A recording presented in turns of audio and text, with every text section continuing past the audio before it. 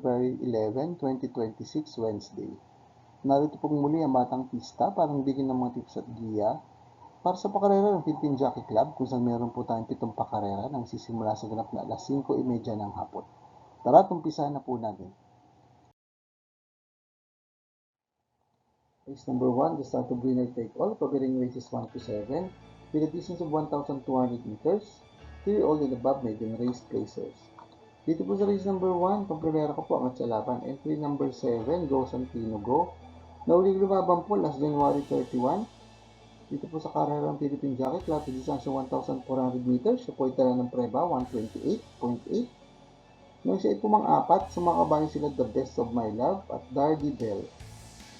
Pero bago po yung last January 16, sa kanya pong Lobato race, siya po ay tala ng magandang preba dito po sa karera ng Philippine Jockey Club na 113.4 kung saan siya po ang may best time dito.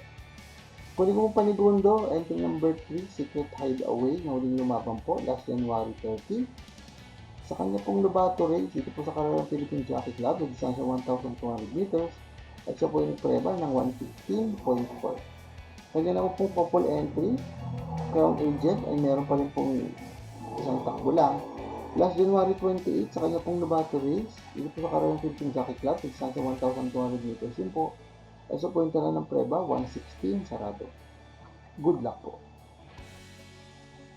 Race number 2, the start of pick 6, covering races 2 to 7, with a distance of 1,200 meters. Pinaka rating based on the capping system race class 5, 17 to 41 split. Dito po sa race number 2, pang-primera ko po ang Atzachenko. Entry number 2, Hero Del 96 na uling lumaban po last January 30. Sa kanya pong barrier race, karera po ng Philippine Jockey Club, siya po ito ng preba, 115.4, distansya 1,200 meters. Ang last official run niya po ay last July 12, sa karera po ng Metro Manila Turf Club, distansya 1,400 meters, siya po ito ng preba, 131.2. Nang siya ay pumang-apat, sa makabahay sila Srinagar at Clairvoyant. Pero bago po yun, last June 22, sa karera po ng Philippine Jockey Club, sa first distansya at karera, siya po ay nagpreba ng 129.8 nang siya ay pumang-apat. Sumakabayan sila California King at Boss Caballo. Panigundo ko po, entry number 7, Misha. Sakali hindi po maganda itatakbo ng entry number 2. Si Misha po ay din lumaban last January 31 sa karera po ng Philippine Jockey Club. Siya po ay tala ng preba 130.2 sa distansya 1,400 meters. Nang siya ay pumanglima, sumakabayan sila Queen Margot at Street Queen. Pero bago po yung last January 3, dito po rin po sa karera ng Philippine Jockey Club, sa distansya 1,200 meters na tatakbuhan nila ngayon, sa po itala ng preba, 115.2. Nung siya ay nilamado, ngunit pumangatlo lamang, sumakabayan sila Mike Jopay at Golden 8. Good luck po. Race number 3, the start of pick 5, covering races 3 to 7, with a distance of 1,200 meters. Pinaka making based on the capping system race class 5, 17 to 41 split. Dito po sa race number 3, pang-primera ko po, Diadong Kalok. Entry number 4, Marengo. Nauling lumaban po last February 1. Dito po sa karera ng Philippine Jockey Club, distansya 1,400 meters. So po yung tala ng preba, 130.4. Nang siya ay pumang-anim. Sumakabayan sila Isla Puting Bato at Karing Melody. Ang last official run niya po ay tala sa distansya 1,200 meters. Dito po sa karera ng Philippine Jockey Club. Ang nagawa niya last January 3, kung siya po ay nagpreba ng 116.6. Nang siya ay pumanglima, sa mga bahay sila Levitating at Boy Wonder.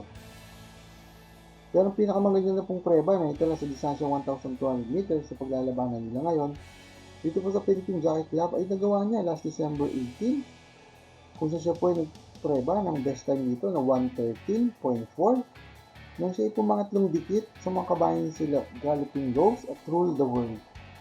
Panigundo ko na rin po horse to beat, entry number 8, Makarit, na uling lumaban naman po last January 28, dito po sa karera ng Philippine Jockey Club, distansya 1,200 meters, siya po yung tala ng preba, 115.4. Nang siya ay nasigundong dikit, sa nanalong kabayan si Happy Julian. Pero ang best time niya pong naitala sa distansya 1,200 meters, ito po sa karera ng Philippine Jockey Club. Ang nagawa niya last September 25 sa kanya pong barrier race, kung siya po ay nagpreba ng 115.2. Kuli ko pong third choice, diyado rin po, entry number 7, Moment Like This. Nauling lumaban naman po, last January 28. Dito po sa karerang Philippine Jockey Club sa distansya 1,200 meters. Siya po ay nagpreba ng 116.2 nang siya ipumang 5. Sa mga kabayan si Happy Julian at mga kalaban niya ngayon na si Makarit. Pero ang best time niya po na nagawa sa distansya 1,200 meters dito po sa karerang Philippine Jockey Club ay nagawa niya last November 26 sa kanya pong barrier race kung siya po ay nagpreba ng 115.4. Good luck po. Race number 4, the start of pick 4, kabilang race is 4-7, with a distance of 1,200 meters.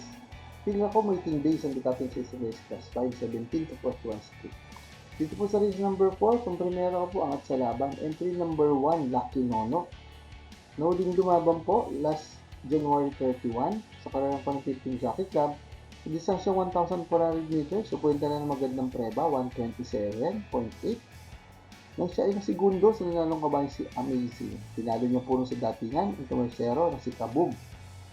Pero bago po yun, last January 14, sa distansya 1,200 yung tatakbuhan nila ngayon, dito po sa karerang Philippine Jockey Club, so puwenta na ng magandang preba, 1 minute and 13.8 seconds.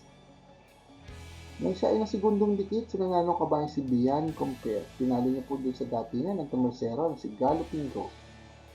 Kung yung panigundo, entry number 6, Work From Home, na uling lumaban naman po last February 1. Dito po sa karerang Philippine Jockey Club, sa distansya 1,400 meters, sa puwenta lang ng preba, 128.2. Nang siya ay pumang-apat, sumakabayan sila Official Seal at Asintado. Yung last official run niya po sa distansya 1,200 meters, dito po sa karerang Philippine Jockey Club, ay nagawa niya last December 18 kung siya pinagpreba ng 114.2. Nang siya ay pumangatlo, sumakabayan sila Margot at Hang Loose. Good luck po. Paalaala mga katropang karerista, please click like, subscribe, and hit the notification button para makatanggap ng mga updated videos and race results. Race number 5, the last DD plus 1 event, covering races 5-7, with a distance of 1,200 meters. Field accommodating based on the Captain System Race Class 5, 17 to 41 split. Dito po sa race number 5, ang primera ko po is sinubok ng nakaraan. Entry number 5, Bohemian, na huling lumaban po last February 5. Dito po sa karerang Philippine Jockey Club, distansya 1,200 meters at sa puwenta na ng preba, 115 sarado. Nang siya ay pumangatlo, sumakabayan sila Push My Luck at Galloping Ghost. Ang huling laban niya po, o ang huling panalong pong naitala, yung Bohemian, ay nagawa niya sa karerang po ng Metro Manila Trail Club. Distansya 1,400 meters last November 23. Kung siya po ay nagpreba na magandang tempo, 127.6. Ang tinalo niya, mga kabayan sila High Quality at 14 de Octubre. Paligundo ko po, entry number 4, Instant Message. Nauling lumaban naman po last January 30 dito po sa karerang Philippine Jockey Club. Sa distansya 1,400 meters, sa puwenta na ng preba 114.6. Nang siya ay pumang-apat, sumakabayan sila Just Me at Amor ni Amor. Pero bago po yung last November 12, dito rin po sa karerang Philippine Jockey Club, sa distansya 1,200 meters na tatakbo nila ngayon. Sa puwenta lang, mas magandang preba, 114.6. Nang siya ay pumang-anim, sumakabayan sila Upscale Bell at Spellbound. Good luck po. Race number 6, the penultimate race with a distance of 1,200 meters. Field accommodating based on the Captain System Race Class 4, 42 to 56 feet. Dito po sa race number 6, solo ko po, entry number 4, Iridescent. Kanya pong couple entry na si Zoom. Si Iridescent po ay lumaban last February 1 dito po sa karerang Philippine Jockey Club sa isa pong stakes race sa distansya 1,650 meters at siya po yung tala ng preba 141.6 kung siya pumangsyam. Sumakabayan sila Top Customer at Lucency. Pero bago po yun, last December 28, dito rin po sa karerang Philippine Jockey Club sa distansya 1,400 meters, so po yung tala ng preba 123 sarado. Ang tinalo niya, ang mga kabayan sila Vino Barbarino at Bea Bell. Kaya na pong couple entry na si Zoom ay meron pong best time sa distansya 1,200 meters sa paglalabanan nila ngayon. Dito po sa karera ng Philippine Jockey Club na 1 minute and 11.4 seconds. Last January 3, nung tinalo niya ng malayo ang mga kabayan sila Senyor Evara at Game Year winner. Good luck po. Race number 7, the last race of the day with a distance of 1,200 meters. Field accommodating based on the Captain System race class 5, 17 to 41 split. Dito po sa race number 7, itong primero po yung atangap sa laban. Entry number 7, Travis Cutie. Nuling lumaban po last January 30 sa kanya pong barrier race. Dito sa 1,200 meters sa paglalabanan nila ngayon, dito po sa Carolina Philippine Jockey Club. Siya po ay nagpreba ng 1:14 sarado. Ang last official run po ni Travis Cutie ay nagawa niya last July 27 pa. Sa karaan po ng Metro Manila Turf Class, isa sa 1,400 meters, sa punta na ng preba, 126.8. Yung sa ikumang anim, sa mga kabayan sila Basket of Gold, Dakota Elegance. So, sa karaan po hindi maganda, tatakbo entry number 7, Travis Cutie. So, po kung pa-protection, nabihadong kalok entry number 5, Eddie Bird, nung lumabang po, last February 1. Dito po sa karaan ng Philippine Jockey Club, sa distansya 1,400 meters, at sa point pala ng preba, 130.8. Nung siya ay pumangpito, sa mga bayan sila Isla Puting Bato at Karing Melody. Ang last run niya po sa distansyang 1,200 meters ay nagawa niya sa karanahan po ng Metro Manila Turf Club. Last January 21, kung sa po ay nagpreba ng 115 sarado. Nung siya ay nasigundong dikit, sinanalong kabayan si Dugong Bughaw. Good luck po. For the complete results of these previous races, you may watch the Batang Pista Rewind results and dividend. Next racing day schedule will be on February 12, 2026, Thursday.